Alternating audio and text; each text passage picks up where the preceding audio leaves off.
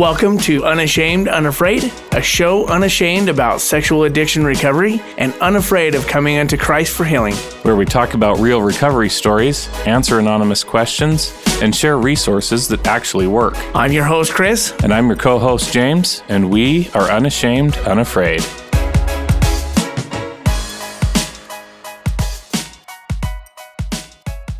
Chris.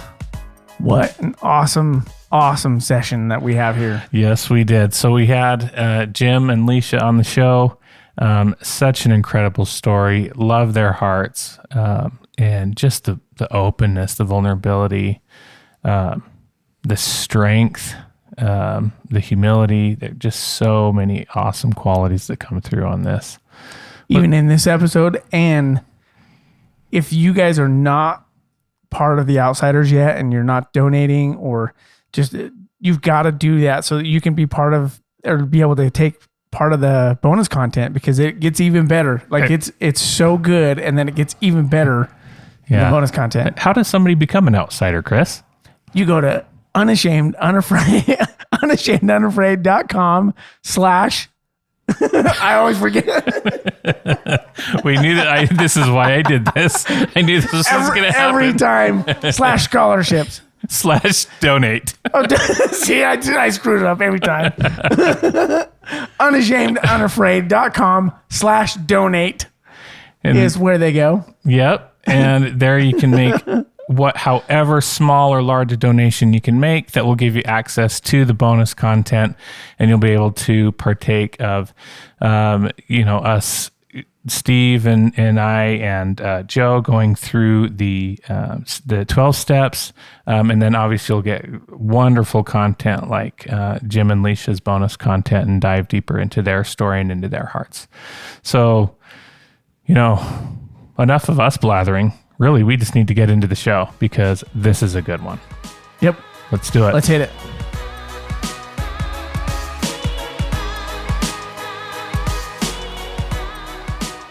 Chris. We're here again. Here it is, Jim. Good evening. Leisha. Hello. Glad to have you all here. Welcome, guys. Yeah. We're excited to be here. So the coolest story about my first introduction to Jim was Jim is one of our earliest outsiders, and if I might say, our earliest, very most generous outsider. And so that was my introduction to Jim, was like the day we became a nonprofit organization. He reached out and he's like, "Give me all your stuff. My company will match it. Let's rock and roll." No sense leaving money on the table, right? Exactly.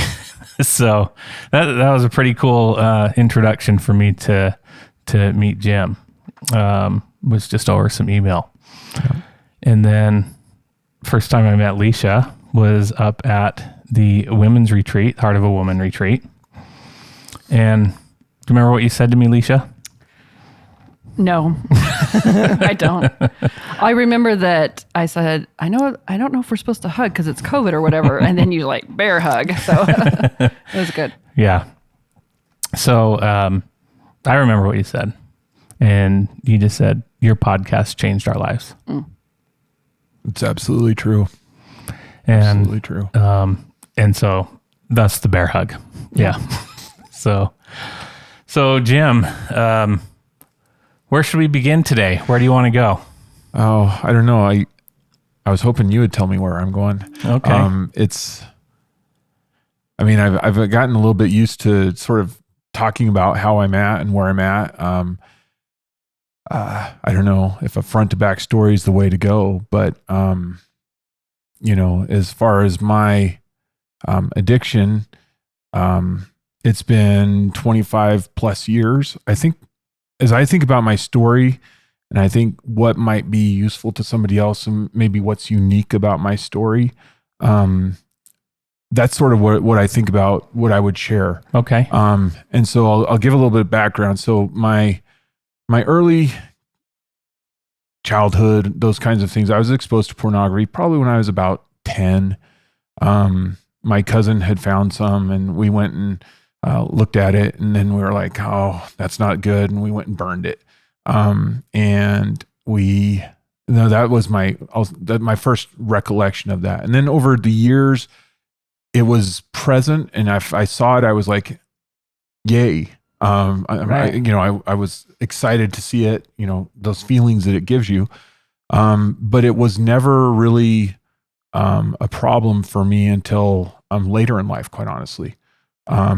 So I remember going through my teenage years, and we'd watch R-rated movies or whatever, and if that was there was sexualization in there, that was something that I always really looked forward to. It's sort of sad to say that, but that's what I liked. But it wasn't until after we got married that I really found myself in an addictive process where pornography became part of my life on a regular basis.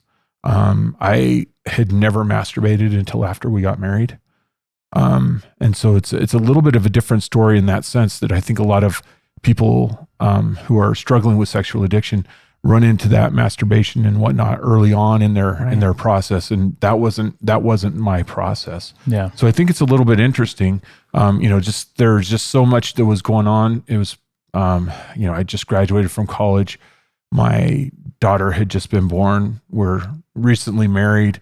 We moved out of our first apartment and into her parents' basement, and just a lot of stuff going on. And that was when I found that there's this great release to having to deal with real life.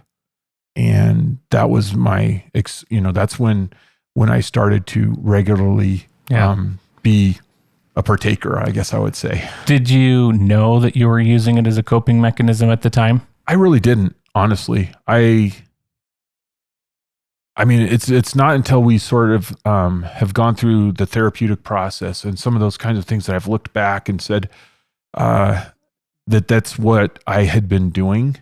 And, quite honestly, it's only recent. I find like every time I go to my therapist, I end up with some new insight as to what I'd been doing and never even knowing that I'd been doing it. And I'll sit him and I'll say,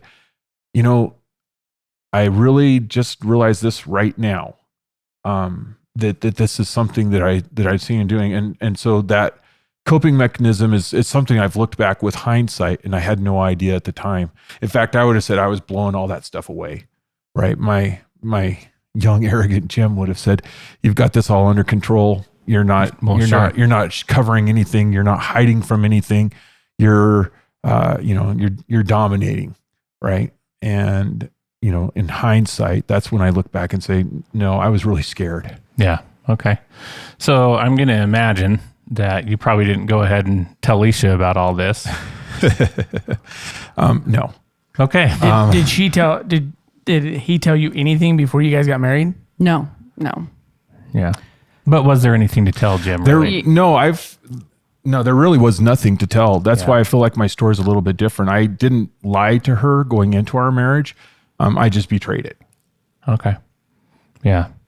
And then in marriage, after you picked up that process, and you didn't really recognize it as an addiction, or was in some denial that it was becoming a compulsive process for you, right? Absolutely. You were denying that part. So at what point did you then recognize, oh, this is becoming a problem? Well, I think you always know that that's a problem, right? I mean, you don't have to be around it too long to know that that's not something good for you. You can feel the drain on you as a person, on your spirit, on everything about you. So I recognize that, and like all addicts, I quit every night. And I just would pick it back up. And there were times I always I wish I could go back and see what maybe my longest time of sobriety was in those early years. I honestly, I don't know. But I'd guess it wasn't very long. Yeah. But I'd never really realized that until I was looking back and saying, man, this was been like around me and wrapped into my life and like a dominant piece of my life for so long. Yeah. And so I guess at what point did you decide to as the scripture says, with the prodigal son, and he's sitting with the swine, and finally he comes to himself. At what point do you actually come to yourself? I do have a story on that. And it's a little bit interesting. So, this is our timeline. We actually talked a little bit about this, and I think we both view it a little bit differently, but I think our memories are just, what I remember, what's important to me is a little bit different than her, but yeah. So can I time out on you here for just a minute? So Leisha, what was your marriage like then? Did you feel like things were off with him? Did you feel like anything was going amiss? Disconnection. Yeah. What's going on for you in this time frame? Yeah. So I remember thinking before I knew. So early in our marriage, we found someone had stolen our credit card, and I was sure it was stolen. But actually, after I kept talking about it, he eventually admitted that he had used it to see, porn, whatever the website was. Is when the internet was first born. So it was kind of a naive time for like how the internet's used for me. But it was just a one-time thing. It was an accident, no big deal. And then over the next 10 years or so, I remember thinking sometimes, is this all marriage is?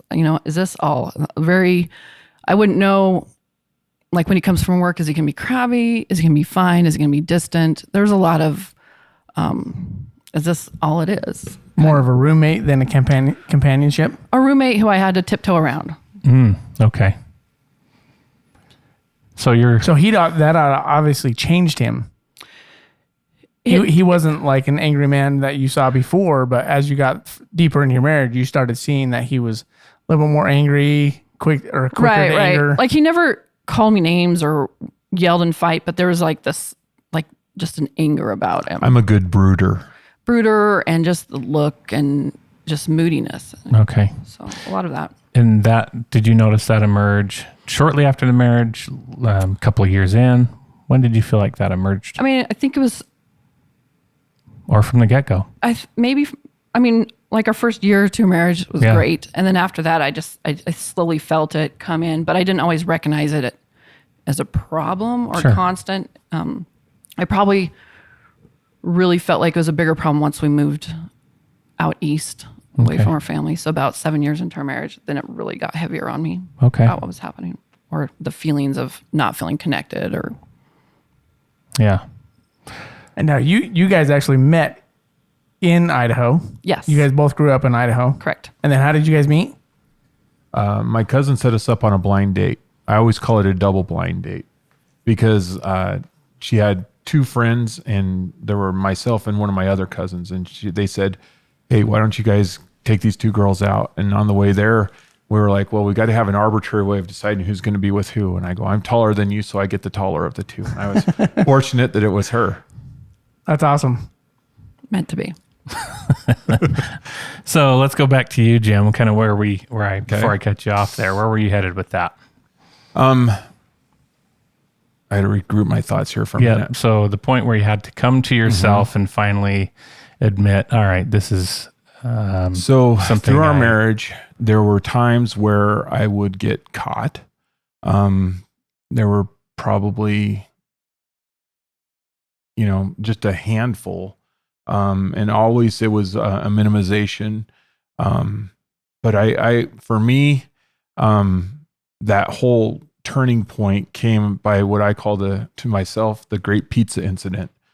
And that was when, I was supposed to be going to, a church meeting at the temple one evening, and I just didn't feel like going. And so I went and I sat in the train station in Center City, Philadelphia, and I ate a pizza. And when I ordered that pizza, it sent a notification that my credit card had been used to her.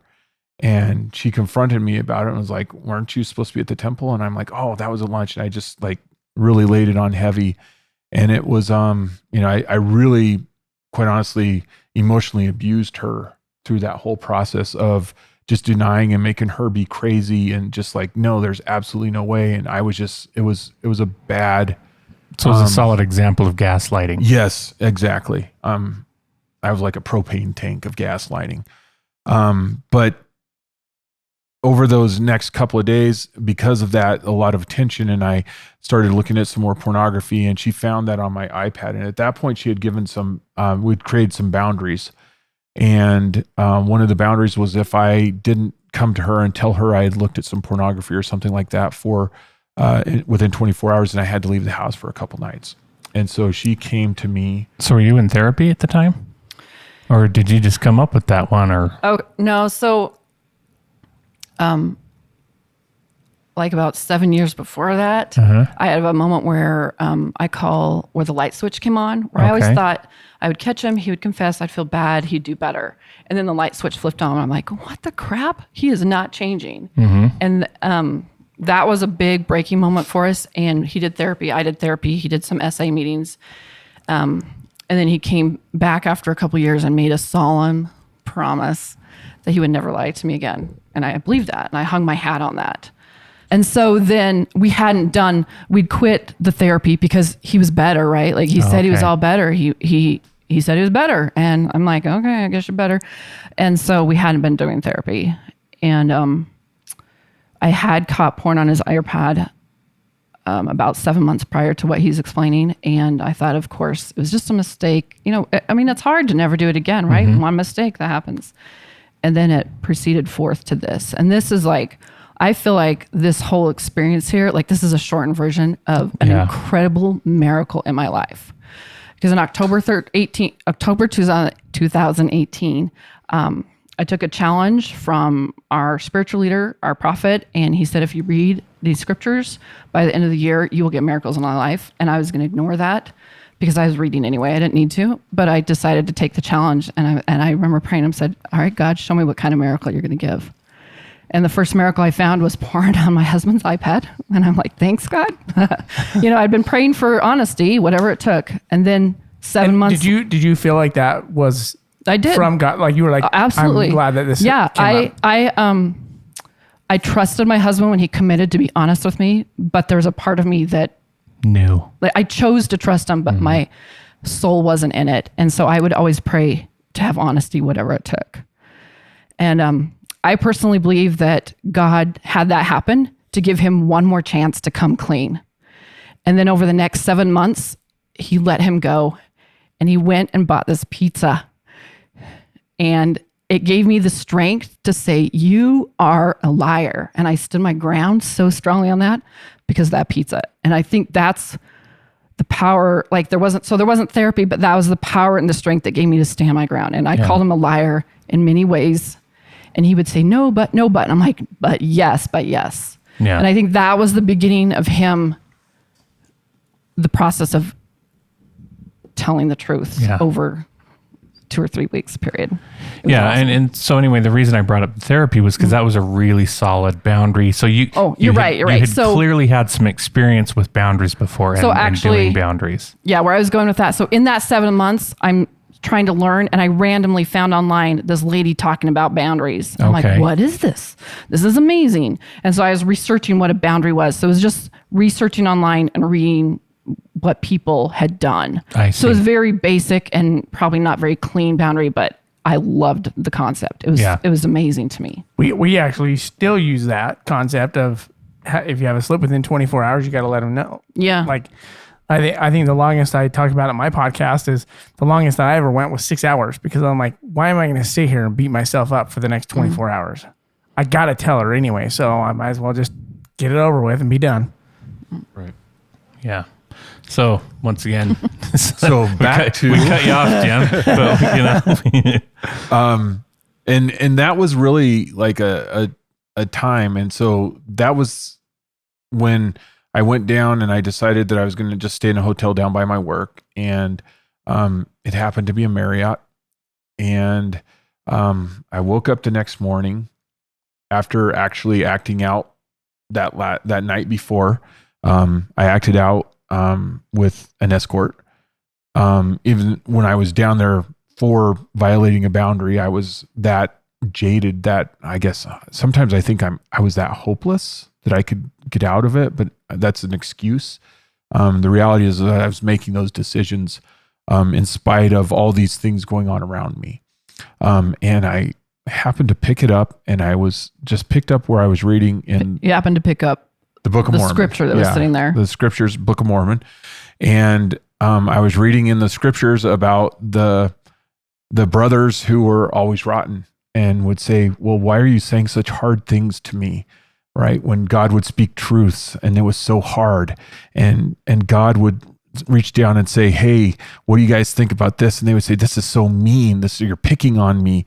This is awful. And I realized at that moment for the first time that I was that person that was feeling picked on by God's commandments, by God's truths, by those moments where he would reach down to me, and I felt picked on for that. And that was the first time that I really realized that I was like just so far out of where I needed to be.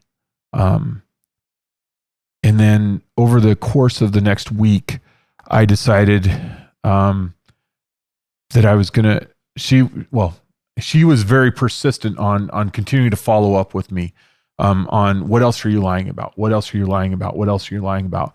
And over the next week or so, I would say, I finally just broke down and I told her, I've been doing all these things. And I revealed that I'd been, using pornography all the time. I'd been masturbating. I'd been acting out with escorts. I was going to strip clubs, all the things that you never want to hear from your husband. I had to just dump on her plate, all at once. And then of course she had to leave. And so she went out to visit our son who had just, I already had a trip planned. Okay. right. So I didn't have to leave. I had to leave because I Right. had a trip planned. Right. Yeah. So you didn't leave out of a boundary or out of, any. No, I already had, Self-care. right. It was not, Okay. All right. And so you said that you kind of dumped it all at once. It sounds like it was more over So, a course of 3 weeks, though, that really everything came out. Yeah. That period of time was a big once time. So Sure, yeah, he would yeah. admit, like on Thursday night, he admitted to this. On Friday night, he admitted to the next step. On Saturday, to the next step, and then like a week or so later, he admitted to the timing of it all. Yeah. So it kind of came out Right. that way. What was that like? So this is what I describe that moment or those time was, is I'm a very organized, capable person and I can get things done really well. I remember we went to help somebody move and I was standing in the middle of their house and I couldn't decide whether I should pick up a broom or wipe a counter or what to do. And I just wasn't myself. It was hard. Yeah. But Did you feel like he was being honest? I wasn't 100% sure because of the steps I had to ask every day to get the next answer. And so I wasn't 100% sure. There was a time, it's a little bit comedic, funny, maybe. I was Maybe this can be funny. Yeah. So I was in Utah and I asked him about the timing one more time and he gave me a different answer. Mm-hmm. And I remember throwing out every insult that I've ever heard. And I would make up insults like you're a hippopotamus toenail or, swear words, everything. And he's like, calm down. And I'm so mad. I'm just outside in the Utah air yelling at him because I knew he was lying again. And he said to me, he goes, what, do you want me to be honest? And I'm like, those demon shows where the head pops up and it starts spinning and shooting out air? That's where I was. And I'm like, oh my holy hell. That is what I've been asking for 25 years. And so he went back and he wrote, he pretty much did a therapeutic disclosure on his own. And once he gave me that, I felt like he was being honest. And I'd say he was 95% honest with that, maybe some timing issues. And so that's when I felt like I had it all. I'll be honest, when I wrote that, I started it out of spite. I was like, I'll show her. And as I did it, I felt, I in hindsight, I know God turned my heart as I was writing that. And I put a lot of effort. I sat on my bed for probably 6 hours writing that. And it was bad because she was gone and it was dinner time, and finally the kids had been. It was now 8:00 at night, and we hadn't eaten dinner because I was on my bed writing this and trying to be as honest as I knew how. And they came in and they're like, "Dad, are we going to eat dinner?" And I'm like, oh, "Well, okay." And I hit send, and it was, but I feel that God guided me because I had no idea what therapeutic disclosure was. I had no idea what the best process to do on this was, but I did feel that I had to come clean. That was my moment to be 100% honest. Yeah. So how long ago is that from now?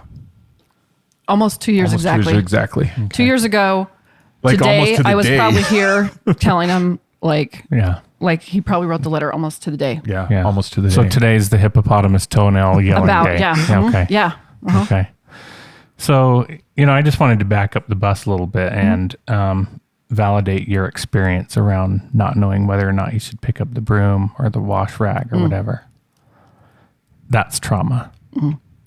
That's the effect that trauma has in somebody's life.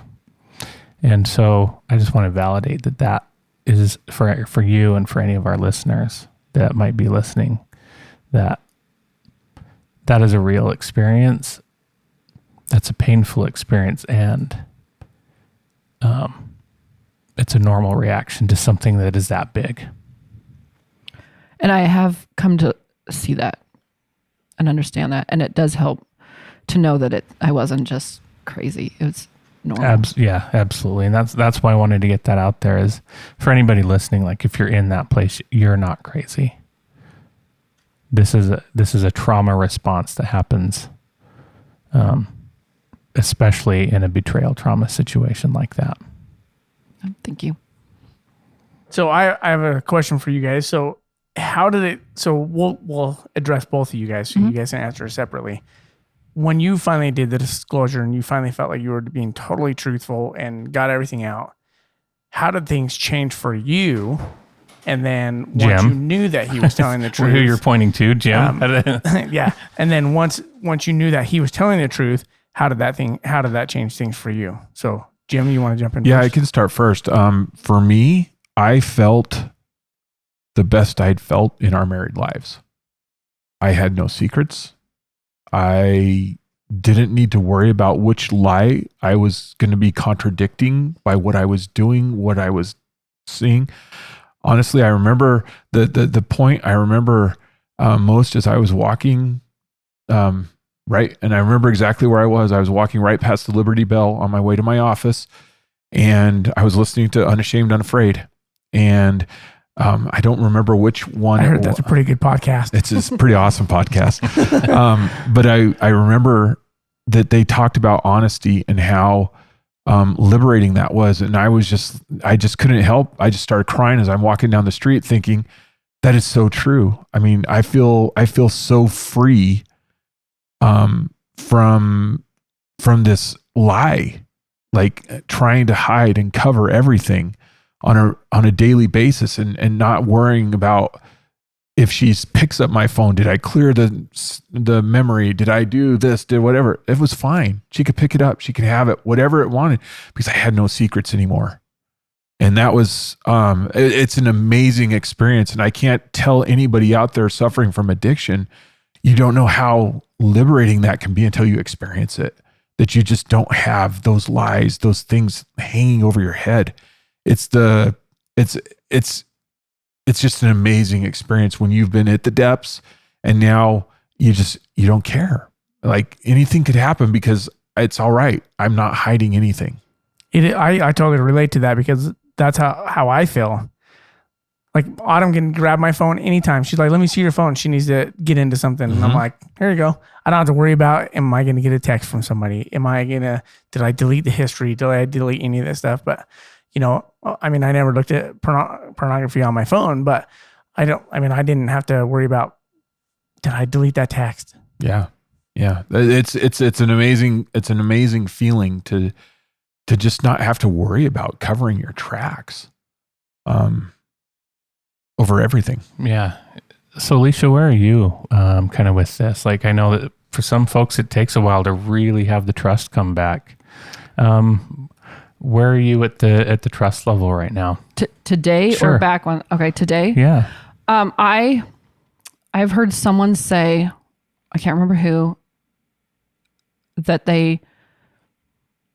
first my therapist tells me I can trust actions over words. Mm-hmm. And then some lady on one of these podcasts I've listened to has said, she has learned to trust her husband's actions. Yeah. And I feel strongly about that. I feel like I watch the things he does. I watch the way he listens to me, the way he reacts to people in kindness and patience, and I can trust those. Yeah. And right now, I trust that he is being honest with me. But I also reserve the right that if his behaviors change, that I'm not going to blindly just trust that. Right. That I Totally. I've learned enough to take action and to protect myself. Yeah. These past 2 years have been incredible in rebuilding that trust and the things he's done and the work we've done. And Yeah. Jim, how has your transparency been since that day? It's been good, but it's had moments. I mean, there's been some times where I'll say like little things that I've tried to deny. No pornography, none of the, but what I call freebies, where if you're looking at a news article and there's some clickbait in there, and just clicking on those and just maybe there's going to be an image of somebody in a bikini, right? Nothing. There's been some instances with that where I have not, or I've denied at first, and then over time we've worked through it. But I think that was a while back. I mean, what would you say? I mean, I think it's been pretty good for the most. I don't know. No, I would agree. There have been a few things like that happened about 4 months after I learned everything, and he was clicking in these. It's not a problem. It's not my trigger. And I'm like, it's not your trigger. It's wrong. And we had a few words about that. And so there were a few of those things, and there was a few of those other things. But I would say probably it's been at least 18 months since we've addressed some of those. Yeah. I would say he's been, and I still reserve the right to look on the computer if I want to, and he's okay with that. And sometimes I do. I don't feel obsessive about it, but I feel like I can do that. And So, Jim, anything you want to come clean with right now? No, I really don't have anything I would come clean with. I mean, that liberating feeling of just not hiding anything is amazing.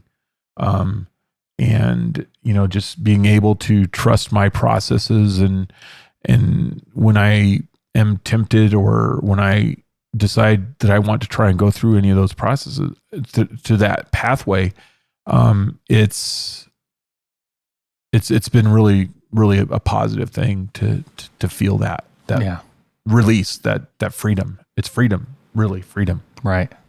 So looking at those like clickbait things that you were talking about, I call that negotiating with your addiction. Absolutely. Yes. Right? I've talked about that on the podcast before, and that's just like the little things. Yeah, it might not be pornography, but you know exactly where it's going to take you, and you get into that enough, and it's going to take you to pornography. Right. You will get to that point and be like, oh yeah, I want to, this isn't enough, so I want to keep going. And soon enough, you're back into pornography again. Yeah, absolutely. And I recognize that, and I've worked on being more diligent about those things. So like for me, my process involves. That was my next question. Is like, what are you doing now? Yeah, to keep yourself? my process involves recognizing it. So first of all, I felt like for so many years I didn't have a choice. If pornography presented itself, if the opportunity presented itself, I felt that I was destined to do it and I had no choice. So one of the first things I've started to do is say, I have a choice. And sometimes early on, I don't do it as much now, but I'd be walking down the streets in Center City and, see something, have something presented, and I would say out loud, I have a choice. And so you got this big, ugly guy walking down the street saying, I have a choice. And I'm sure there was a lot of intimidated little ladies in Philadelphia that were wondering what was going on. But, just recognizing that I have a choice. And then I can choose to not go there. And I will say this, I want to go back a little bit to like my earlier years, that while I didn't suffer from a pornography addiction, I was definitely a fantasy addict. I lived in fantasy. And we had a question. So we try and read questions together and just like share thoughts and different things like that with some books that do those. And one of the questions was, what would you tell a 15-year-old you? And I don't know if that's the right age, but that's roughly it. And what I would have told a 15-year-old me is that fantasy is going to cause you a world of hurt. Because that fantasy, while you may feel I may feel that was staying away from actually doing something, it was the same. The neural pathways were being built that allowed, when I did get some pornography, when I did allow any of those other things in, I was like pre-wired because of my fantasy addiction. So it was already hitting on that same stuff. Exactly. Yeah. Exactly. So no, we're not going to do an Unashamed Unafraid podcast without going here. So where's God in all this? Where is God? I've thought about this one a lot. Where's God as for you as a youth, Yep. and then once you're married? Walk us through Walk us through the spiritual journey of this. So my spiritual journey is that I have always known God loves me. I've never doubted that. And even in some of the worst times, I've had some experiences that I cannot deny that God's there. And as recently as maybe a month ago, or 2 months ago, I was thinking about, as knew that we were going to be doing this podcast, and I knew James was going to ask me that question. And so I was thinking how I would approach, what my process with God through this all was, is that I knew God loved me. I knew he was there. I knew he could do that, but he had a lot bigger problems to worry about than me. And so my process was, I just wasn't important, or not important. I felt important, but I was not at the top of his priority list with what I was struggling through. Yeah. And he would get to me when it was time. And when he was done bringing peace to the world, and all those things that are a bigger priority. Yeah. So that's where you were. That's where I was. And now, it's so hard to describe. You had this God who loved you, but you were kind of on the back burner because he had bigger fish to fry. Now who is God? Now he's like doing everything for me. He's present in everything I do. He's around when I need him. If I need to ask for help, I feel like he's right there. I feel like he's a constant presence in my life, and that I am of value to him always, and he wants to help me right now. And that's where I feel like I'm at with him right now, is that I am his top priority. And he will be there the second I reach out and ask for that help. Can you walk us through the shift? Trust. I think I had no way to get through this on my own. I'd been trying for 25 plus years to do this on my own. In hitting that rock bottom, I had you look back on what it was and where that was. And this was a conversation I had with my therapist just not too long ago, was I was hopeless. I was absolutely hopeless. And I think that hopelessness opened my heart to I'll do anything. And that anything included allowing him to take over my life and direct things that I had always pridefully said, that's me. I get to be me. I get to, if that's what I want to do, that's what I get to do. And I feel like I allowed him to work my heart in a way that I didn't care what it ended like. I was willing to let him mold that heart in that moment. Now you came out to boot camp in May, Mm-hmm. and I went on a hike with you. It was pretty awesome, pretty epic It was hike. pretty cool. But when we were going, you were talking to me about, I didn't know who you were at the time. And I didn't even find out until who you were until later throughout. I think it was later after the boot camp was over. I couldn't remember. But one of the things that you said stood out to me is you said that when you first came to boot camp, you're like, I'm on such a spiritual high. I don't know how things could get better. But it did. Oh, it's like, and you were like, this is a totally different experience so talk a little bit about that experience for you. I was in a spot where I felt really good. And so I came into boot camp thinking that I would be able to, connect. And what God said is he showed me how willing he was to be involved in every aspect of my life. I just can't imagine.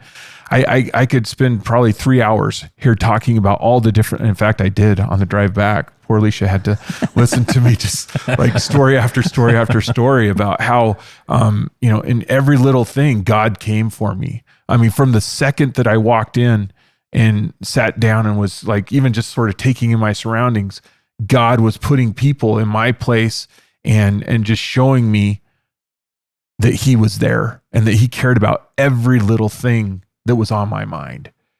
And that's what I felt like I got out of boot camp, was that he was willing to go take me as high as I was willing to let him.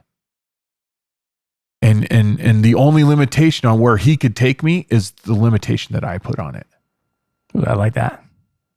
Leisha, what about you? Where was God through you growing up? And then when you started hearing about all these different things, you're catching him for the first time, were you angry with God at all? Or just tell me where you were at with that.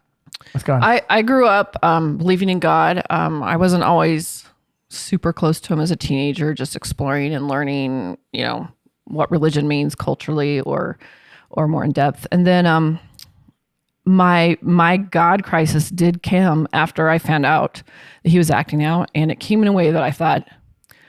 When he did full disclosure? Well, no. So when I first caught him about 10 years into our marriage, and then there was like a period of 8 years where I would catch him and he would say, I'm sorry.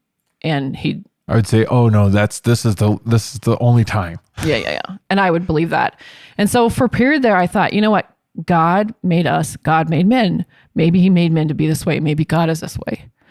And then, I have a really good dad. And it was like, well, maybe my dad's this way. Maybe that's just the way they are. And women are just tools. And that was really hard.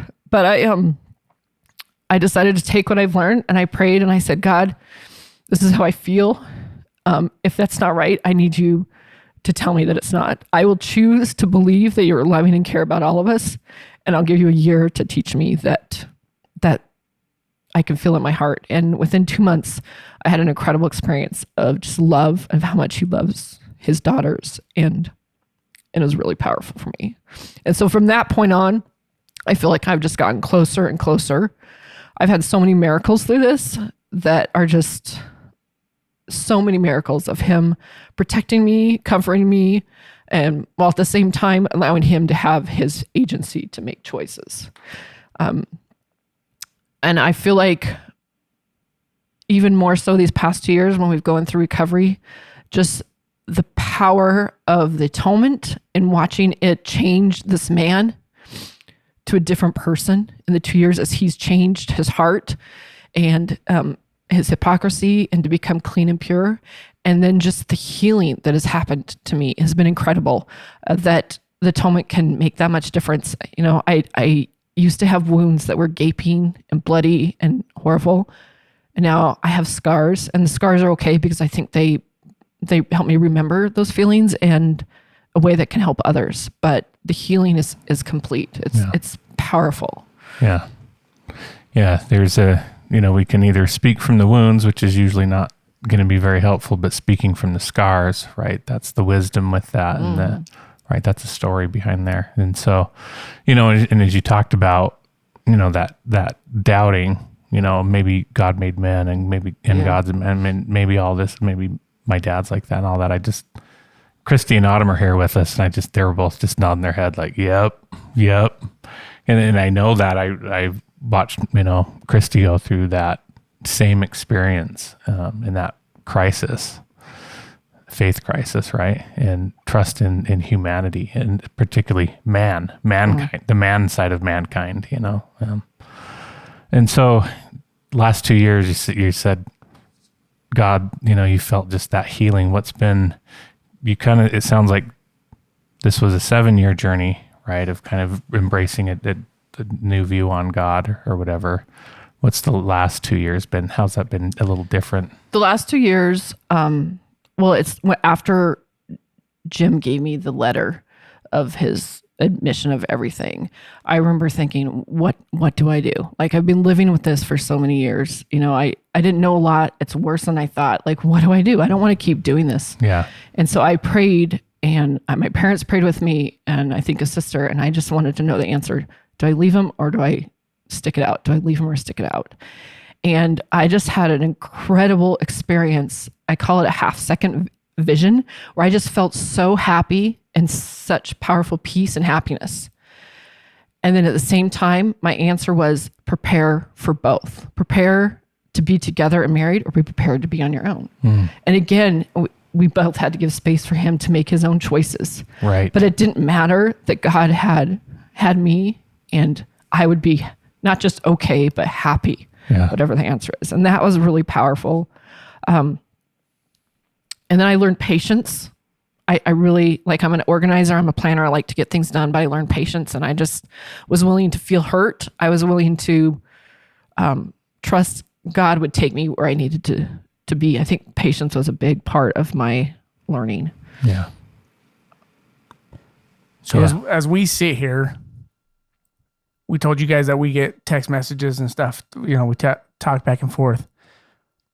And one of the questions, it's even hard for me to even just say it, because it says, Leisha, how have you been held in this experience? How has God held you? Held you? Yeah. Like literally, or?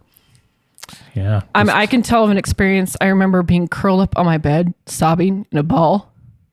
And I started to hyperventilate, and I said, I can't do it anymore. It's too much. And I remember the hyperventilating was taken away. The too much was taken away. The pain was still there, and that didn't leave, but the too much was gone. And I knew that God was caring for me. I also believe that I know I've had him. I remember the first time he acted out with a woman. I'm like, how do I do this? And I remember God said, you don't have to. You can leave him. Like, he gave me that option. We're in a religion where marriage is such a big thing, but he told me I didn't have to, that I could be happy and choose to leave if I wanted to. I remember I didn't have to. I did have to because of my compulsion. I asked him a question expecting to get one answer, and I got the other. And it made me sick, And the next day we were traveling, and I was miserable just thinking about this question. And then I said, God, I cannot do it anymore. And within 1 hour, whatever was inside me, he changed, and I had the happiest day of my life. And it changed. I know that God has given me miracles of comfort. I know he can't take away my whole mortal experience. And I know to the core of me that the reason he bought that pizza with that credit card on that scanner so I could see it is part of the miracle that God promised me when I chose to read the scriptures and follow the church leaders that challenged me to do that. Like, I know that to my core. And he sent me friends. I've had friends. I've had books I've read, therapists I've been to. Just the power of even that he got excommunicated was powerful for me. It was like God cared about, like, it was for him, but I really believe a part of it might have been for me to show me that, yeah, this is wrong and he's been wrong and let's start all over. Yeah. I feel incredibly held by God in all ways. I can't even describe all the details, I guess. He's all there for me. And I felt it literally and almost daily. So Jim, kind of same to you. How has God held you and walked you through this freeing journey as you've become honest and a man of accountability, integrity? I think that it comes in ways that I have just been able to accept him being there. I'm a pretty prideful guy. I like to think highly of myself. And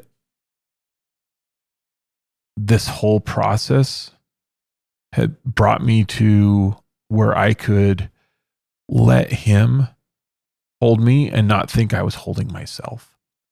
So for me, I think it was more of a recognition that where I was doing well or excelling or whatever was from him, and it wasn't generated from me. And so I became just constantly aware of his hand in my life, where before I would not have acknowledged that. And so that constant presence is him holding me.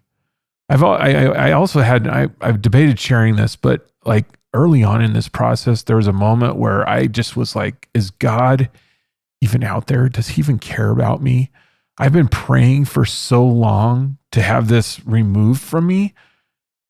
And I was out on a run. It was 5:00 in the morning, pitch black. I'm running down Sligo Creek Parkway in Washington, D.C. area. And I just like, God, are you even there? And I felt him come and give me a hug. And it's the only way I can describe it, is he came and gave me a hug. And I started crying, and I almost ran into a tree because I was out running. And God's hugging me. I can't see. But I felt that presence, and I can't deny that he was there with me. And the funny thing is that you would have thought that would have removed and changed me, but it wasn't, that didn't do that. I mean, it was years, 12, 15 years still fighting, letting him in after he showed me, like, without a doubt that he knows me and loves me. Yeah. I still had to let him in, and I fought that for so long. And so I've known he was there willing to hold me, but I honestly, I don't know if I knew how to let him hold me. And I had to learn how to let him hold me.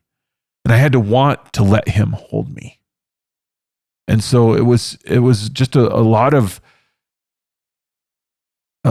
just humbling myself and allowing him to be a part of me. And how does it feel to have him hold you now? Amazing. It's amazing. I mean, I can't describe how wonderful it is to feel him in my life and to recognize him and give glory to him in my heart for all the different things that are going on.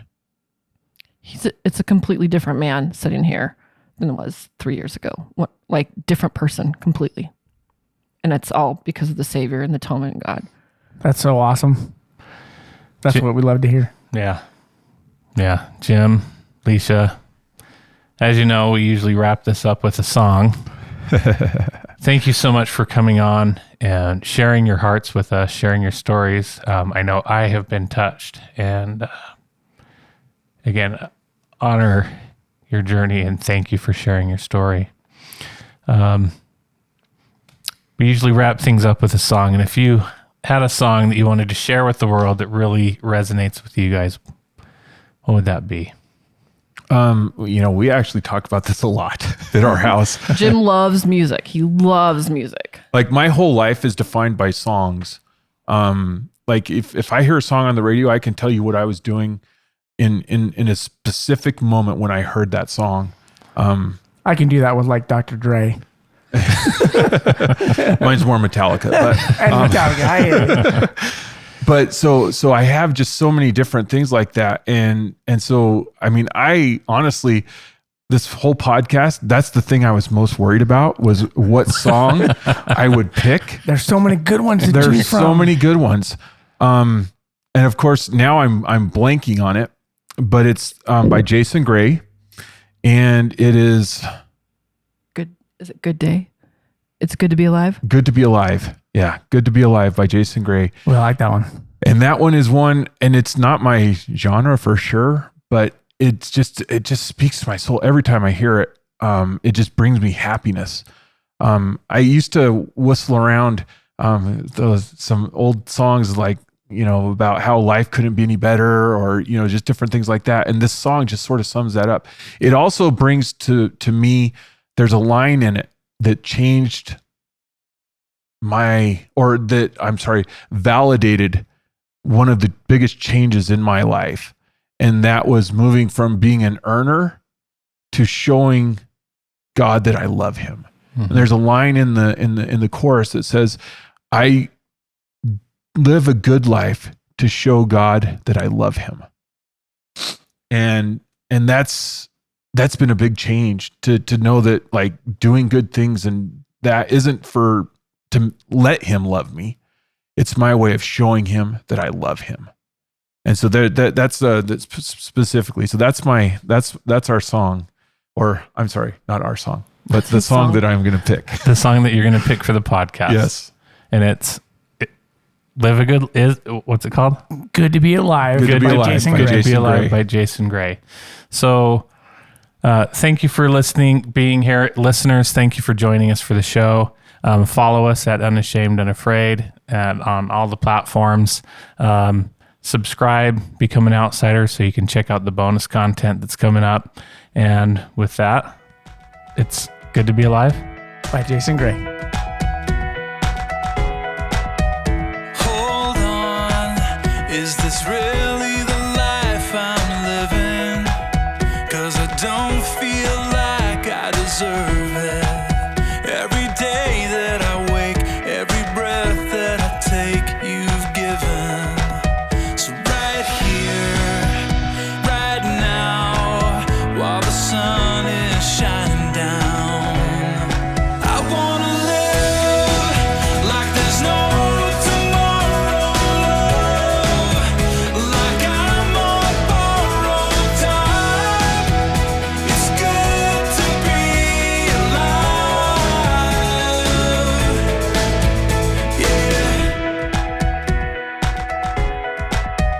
Yeah.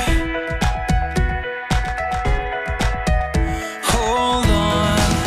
If the life that we've been given is made beautiful in the living, and the joy that we get brings joy to the heart of the giver, then right here, right now, this is the song I'm singing out. I wanna live like there's no tomorrow, like I'm on borrowed time. It's good to be alive. I wanna live like there's no tomorrow, like I'm on borrowed time. It's good to be alive. Yeah. I won't take it for granted. I won't waste another second. All I want is to give you a life well lived, to say thank you. I wanna live like there's no tomorrow, love, like I'm on borrowed time. It's good to be, It's good to be alive.